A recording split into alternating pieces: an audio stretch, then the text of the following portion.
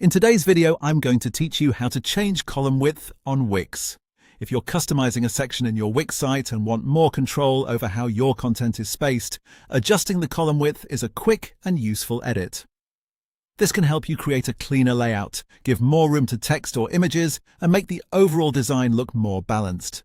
To get started, open your Wix site and go into the site editor. This is where you can make changes to the layout and design of your pages. Once you're in the editor, navigate to the section where you want to adjust the column width. Take a moment to make sure you're working in the correct area, especially if your page has multiple sections with similar layouts.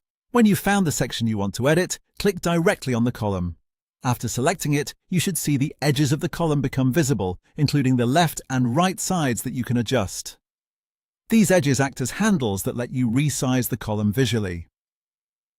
Now simply click and drag either edge inward or outward, depending on what you want to do. Dragging inward will make the column narrower, while dragging outward will make it wider. As you move it, pay attention to how the content inside the column responds. This helps you keep the layout readable and visually appealing. Try to make small adjustments at first rather than dragging too far right away. That makes it easier to fine-tune the design and avoid throwing off the spacing in the rest of the section.